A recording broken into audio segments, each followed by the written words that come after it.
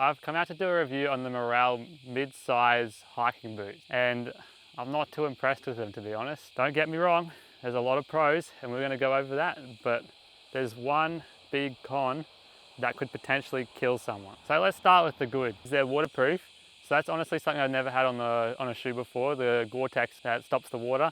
And let me say, it really does work. I can literally jump in puddles and my feet will stay bone dry. Being the mid-height shoes, you can get away with a little bit deeper puddles too. So another pro with these shoes is the fact that they're pretty light for mid-size hiking shoes, or I feel like they feel pretty light on my feet. I don't know if people have worn steel cap boots before, but those things, after a day's work, you can start feeling your feet and it just feels heavy. And some hiking boots honestly are pretty heavy as well. I intentionally looked for something that was on the lighter side of things. Another pro that I find about these shoes is that they're pretty durable. I've known people who have had this same brand for years and they're still going strong. Jeffrey goes with them, Aaron has them, so they both think they're the best as far as hiking goes. Going on to the minor cons of wearing shoes like these, I think this goes with just about any hiking shoe, is that they're not really good for, I find, going over rocks and doing a lot of rock hopping. I find they just don't mold around the rocks very well. They're very stiff shoes. So I actually have a separate set of shoes that I use for rock scrambling. They're approach shoes.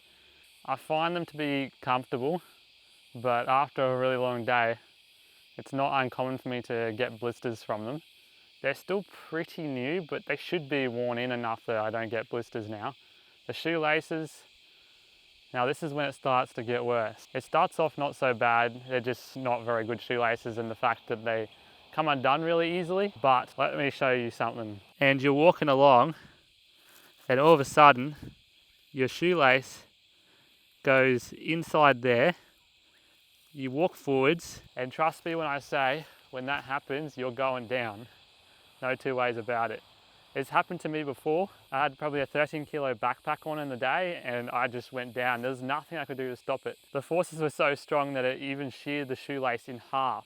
Somehow I escaped major injury. Mate, a few minutes into this walk and I've fallen over already. I'm not injured. Not injured. These things are gonna be really dodgy. Like these hiking shoes with these little, they got like these little metal clips on them.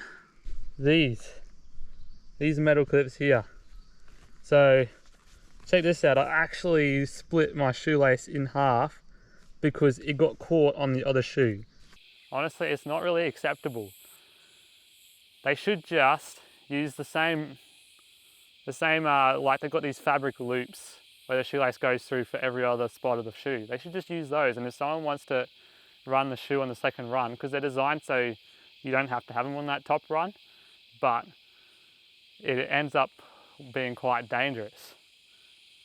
And don't just take my word for it, many people have had problems online, and it's not this brand of shoes specifically. This is the shoe I'm reviewing, but unfortunately most brands have the same design and it really is quite dangerous. So put it this way, Richard and I do a lot of extreme hikes like Mount Barney, Tibragargan, Tibrawankin, Biawa. Now just imagine that happened on one of those mountains. It would not be good for you, that's for sure.